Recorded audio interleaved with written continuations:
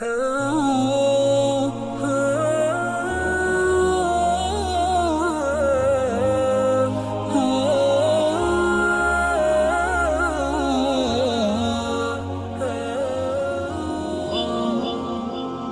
کی زندگی میں میرے پلے نمازیں نہ ہو، میرے پلے کچھ نہ ہو،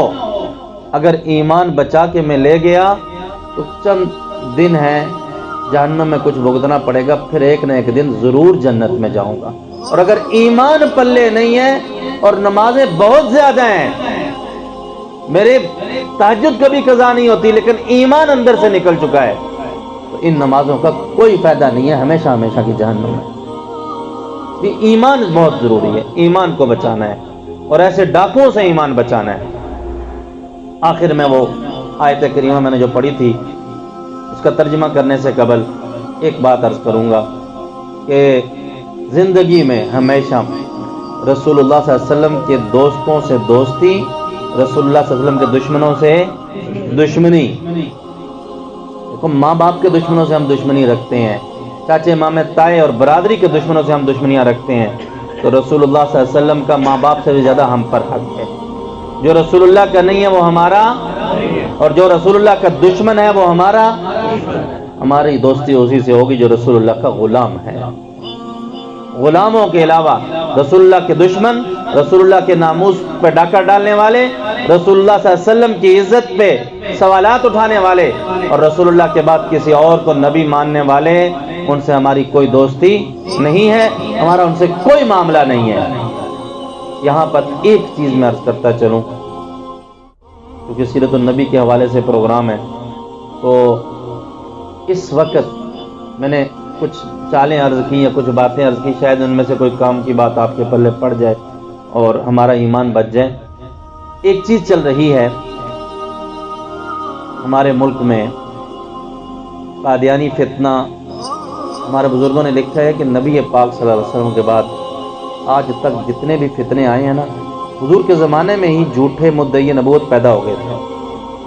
حضور علیہ السلام کو ایک ظالم نے خط لکھا، حضور علیہ السلام کو مسلمہ کذاب نے خط لکھا، کہنے لگا کہ آدھی دنیا کے نبی آپ ہیں، آدھی دنیا کے میں ہوں۔ حضور کے زمانے میں یہ کام شروع ہو گیا تھا،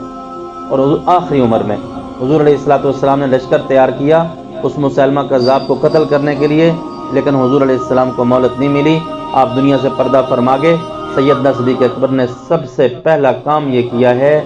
کہ رسول اللہ صلی اللہ علیہ وسلم کی وفات کے بعد، رسول اللہ صلی اللہ علیہ وسلم کو دفن کرنے کے بعد سب سے پہلا کام یہ ہے کہ اس لشکر کو روانہ کیا، بھائی تم جاؤ، تمہارا کام بہت ضروری ہے، تم جاؤ ان لوگوں کے خلاف جہاد کرو جو دنیا میں نبوت کے دعوے دار پیدا ہو گئے ہیں۔ رسول اللہ صلی اللہ علیہ وسلم کی وفات کے بعد سب سے پہلا جو جہاد ہوا ہے ان لوگوں کے خلاف ہے جو دعوے نبوت کر بیٹھے تھے، اور اسی کے علاقے میں ایک عورت تھی جو کہتی تھی کہ میں نبی ہوں، اور ان دونوں نے آپس میں شادی کر لی تھی۔ تو یہ کام وہاں سے شروع ہوا اور آج تک ہو رہا ہے۔ ہمارے اکابر نے لکھا ہے کہ اتنا سخت فتنہ آج تک کوئی نہیں آیا جتنا ہمارے ہندوستان میں یہ آیا ہے۔ یہ سب سے بڑا فتنہ ہے، اتنے پیروکار کسی کے نہیں ہوئے۔ تو یہ فتنہ جو ہے مختلف رنگ سے، لیکن اس کا ایک رنگ آپ کو بتاؤں کہ ان کے جتنے پیروکار ہیں، ان کی جو فیکٹریاں ہیں، کاروبار ہیں، ان کاروبار میں سے باقاعدہ انہوں نے حصہ رکھا ہوا ہے، اپنے مذہب کی تبلیغ کے لیے حصہ ڈالتے ہیں۔ ہم بھی ڈالتے ہیں، ہر کوئی ڈالتے ہیں۔ آپ نہیں دیتے اپنی مسجدوں میں چندے، آپ نہیں دیتے مدارس میں چندے، آپ نہیں دیتے اس طرح کی محافل میں چندے، سب دیتے ہیں، ہر بندہ خرچہ کرتا ہے اپنے مذہب پہ۔ تو یوں قادیانی بھی ہم سے پیسے لے کے اپنے مذہب پہ خرچ کرتے ہیں، اور ہم ان کی مصنوعات خریدتے ہیں، ہم ان کا کاروبار بڑھانے کا سبب بنتے ہیں، ان کے لاکھوں کروڑوں کی مصنوعات ہم خریدتے ہیں، اپنے ایمان والوں کو بیچتے ہیں، ہم اپنے ایمان والوں کی جیبوں سے پیسے نکال کے ان کو دیتے ہیں کہ یہ لو جی تم اپنے مذہب کی تبلیغ کرو اور رسول اللہ صلی اللہ علیہ وسلم کی دشمنی کو دنیا میں پروان چڑھاؤ۔ تو اس پہ غور کی ضرورت ہے۔ جو ہمارے ہاں ایک آواز لگتی ہے انشاءاللہ، ابھی پھر ہم کوشش کریں گے دوبارہ اس پہ ایک مہم کو لے کے چلیں۔ قادیانی مصنوعات، قادیانیوں کی فیکٹریوں کی بنی ہوئی چیزیں ہمیں نہیں خریدنی چاہیے، اس لیے کہ وہ ہمارے نبی کے دشمن ہیں اور ہماری کوئی دوستی نہیں ہے۔ میں نے عرض کیا شروع میں نہیں یہاں سے کی اگر میرا باپ بھی رسول اللہ کا دشمن ہے تو اس سے بھی میری کوئی یاری، میرا بیٹا بھی رسول اللہ کا دشمن ہے تو اس سے بھی میری کوئی یاری۔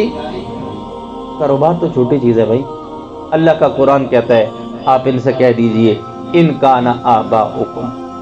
اگر ہیں تمہارے والدین، وابناؤکم تمہارے بیٹے، وازواجکم تمہاری بیویاں، واموالکم واخوانکم وازواجکم تمہارے بھائی تمہاری بیویاں، وعشیرتکم تمہارا خاندان، واموال اقترفتموها تمہارے مال، وتجارت تخشون کسادہا تمہاری وہ تجارت جس کے بارے میں تمہیں ہر وقت ڈر لگا رہتا ہے کہ کہیں یہ تجارت ٹھپ نہ ہو جائے، میرا کاروبار بند نہ ہو جائے، نقصان نہ ہو جائے کاروبار میں۔ اللہ فرماتے ہیں اگر تمہیں یہ اللہ، اس کے رسول اور اللہ کے راستے میں جہاد سے زیادہ محبوب ہیں، بیوی بچے، ماں باپ، خاندان، کنبہ، اور حتیٰ کہ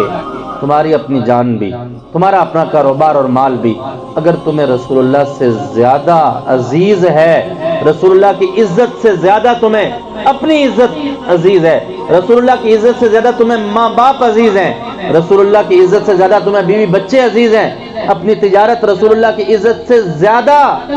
تمہیں پیاری لگتی ہے، تو پھر انتظار کرو، تمہارے اوپر اللہ اپنا عذاب بھیجے گا۔ یہ قرآن ہے،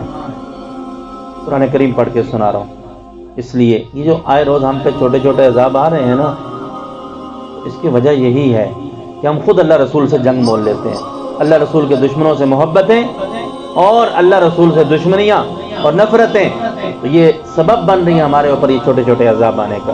اس لیے اگر ہم یہ چاہتے ہیں کہ اللہ کی رحمتیں ہماری طرف متوجہ ہوں اور اللہ رسول اللہ صلی اللہ علیہ وسلم کی شفاعت قیامت کے دن ہمیں نصیب ہو، تو اس کے لیے رسول اللہ کے دشمنوں سے دشمنی رکھنی ہوگی، ان سے کوئی لین دین، کوئی کاروبار، کوئی معاملات ہمیں نہیں کرنے ہوگے، یہ سب کچھ چھوڑنا ہوگا۔